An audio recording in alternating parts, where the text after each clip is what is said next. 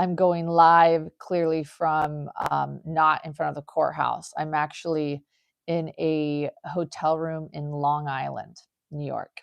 I'm in New York. I'm actually here for the Gabby Petito Foundation dinner. But I have been sitting, that's this evening, and I have been sitting in my hotel bed all day watching everything along with you, and my mind is blown. Let's talk about my initial reaction. By the way, this trip was planned right after our recap last night.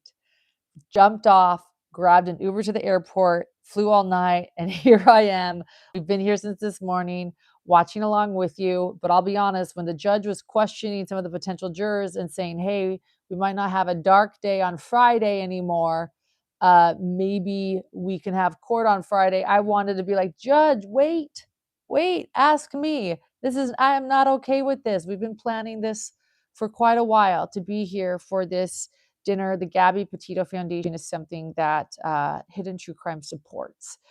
So thank you, everyone. But we also couldn't miss court today with that fiery cross-exam. Well, I don't know what it was. It was actually kind of a confusing cross-exam. How about this? A fiery exchange with Lori and the judge. Judge Boreski has had it.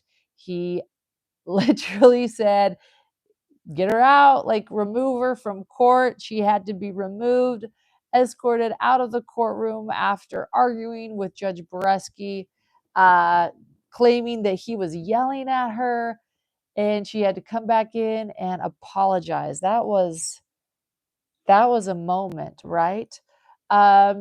Pink Pony Club, Chapel Roan has entered the courtroom. No, just kidding. She hasn't. I made a joke on chat that she's going to be the next witness here. Chapel Roan sings the song that I love, Pink Pony Club, but that is not what they're talking about. They're talking about an alleged club that Brandon went with coworkers and was allegedly caught dancing on a video on Facebook. That's it. And then Melanie Pulowski, his ex-wife, allegedly went to the temple and prayed about it and found out that her husband and father of her children was gay, not because of any cheating scandal or seeing Brandon with another man or him even dancing with another man, just dancing and then praying about it. We learned that today. Yeah. So that was, again, I think sort of goes with this theme of evidence doesn't really matter. If you think it, then it is true.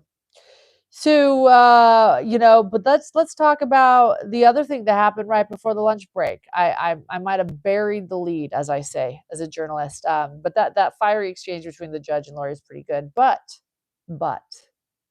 we have been speculating whether or not there might be other charges in this case. And we just learned for a fact that Melanie Boudreau-Pulowski, there is absolutely an open investigation into Brandon's ex-wife, Melanie Boudreau-Pulowski, and her responsibility in this crime of conspiracy. What that open investigation entails, we don't know. Whether that's simply for an attempted murder on Brandon Boudreau. Do you like how I say just? Like if that's not a big enough thing, but for those that have been following this case for 6 years, no, it's not. It is, there is a lot here. There is a murder of two children that Melanie Boudreau-Pulowski used to nanny, JJ and Tylee, and help with. There is also the attempted murder of her then husband, Brandon Boudreau, who Lori just brought up had financial gain. If Brandon Boudreau, if he was murdered that day and that attempted murder was a success, it would be Melanie Pulowski that had financial gain. She was Melanie Boudreau then. That's why I keep saying Melanie Boudreau-Pulowski. A lot of last name changes in the last 6 years. But what Lori, uh, that's great. I love that she's throwing her niece under the bus. Lori also is denying of her own financial gain, which is the fact that she encouraged Melanie to move with her to Idaho. And as somebody pointed out in the chat and that I pinned, uh, they were convincing Zulema, according to all the FOIA documents, Lori and Chad and Melanie Boudreaux-Pulaski were convincing Zulema to move to Idaho as well. She was living in Arizona with Alex and Zulema. And I think Zulema tells us this in a police interview. This is when Alex suggests, I think I'm their fall guy. And Zulema explains, no, I can't move up there. This is actually in text. Actually, I realize now in the FOIA docs. We'll try to find it. But Zulema says, no, I can't move up there. I've got to have a job. I've got to work. And what does Lori tell Zulema and Chad? With the money we're going to have with Melanie's going to take care of us all. Don't you worry. In other words, we're a cult. We've got a compound. Come on up, Zulema. We're going to take care of you. This is a village. And we're going to make sure everyone's taken care of. So the financial game was absolutely Lori's and Chad's too. But nonetheless, Lori is throwing her own niece under the bus, whether she wants to say that or not. She's claiming that's not what she's doing. Trina K just said, are we entering a third party, defense here? What's going on? And Lori's like, no, that's not what I'm doing. That's not what I'm doing. But it is what she's doing. Her brain doesn't get there to realize what she's doing. Trina K is saying, look, I haven't even brought up any financial gain here. That's not even the motive here. Financial gain. Lori's like, well, I want to bring it up and I want to let everybody know that it was my niece that had the financial gain, not me. And then Trina responds, well, there is an active, not just an open investigation, but an active, open investigation into Melanie Boudreaux-Pulaski.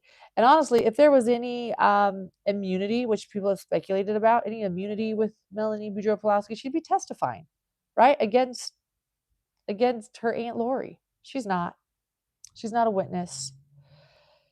Yes. And I want to point out for those of you that have been following along on all of my lunch lives, my producer Grayson has always speculated that there might be more charges coming after perhaps the verdict comes down on this Brandon Boudreaux case. This Brandon Boudreaux crime, this attempted murder of Brandon Boudreaux, and conspiracy to commit attempted murder, it's actually really fascinating, the evidence and the witnesses they're bringing down. We also saw some shocking evidence today. That who else jumped when they heard that loud bang during that Ring doorbell cam footage of the neighbor, Lynette? That was shocking. A lot of stuff today on this cross exam, a lot of mic drops, some shocking stuff today. I'm glad that I had the time to watch it all from my hotel room.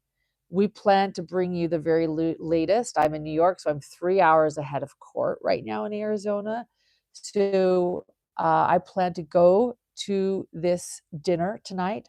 We'll take photos. I'll share everything about it, let you guys know how it goes. And then afterwards, we do plan to do the recap of everything that happened in court tonight. We've been watching, and let me tell you, we have had great sources in the courtroom taking notes. They are catching everything the jurors are doing and saying and seeing. At one point during that sidebar, two jurors looked at each other and sort of smiled. According to our sources in the courtroom, thank you to our sources. You know who you are. You've been texting all day.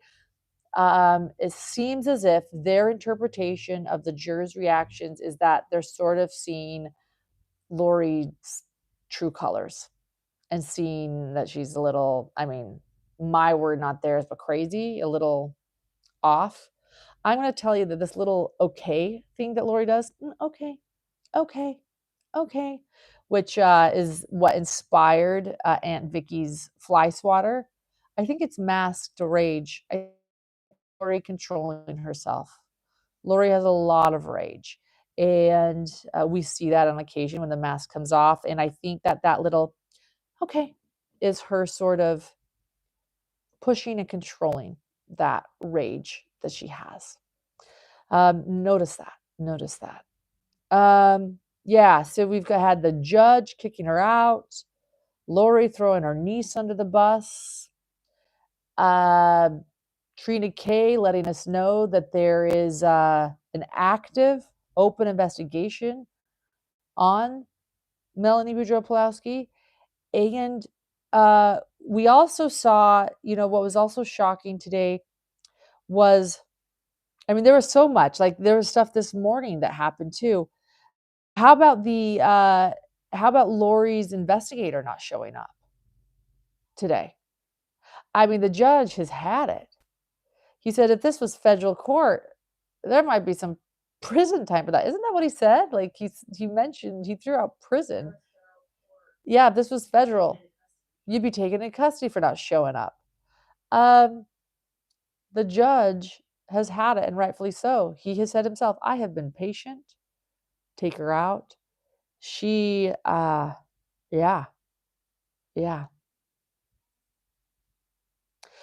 Trina K is saying, look, I haven't even brought up the cult and the financial motive, but you want me to? Let's do this. Let's do this. We'll see what they choose to do. All right, guys, I'm going to go get ready again. I have to go put on a dress. I'm so honored to be able to attend this Gabby Petito Foundation dinner here in New York. And let me tell you a little bit about what they do. They are, Gabby Petito's family is working so hard to help survivors of domestic violence, as well as preventing additional victims of domestic violence, and to also help missing persons. They realize that Gabby Petito's case received so much attention worldwide, and they are working so hard to bring that attention for others as well.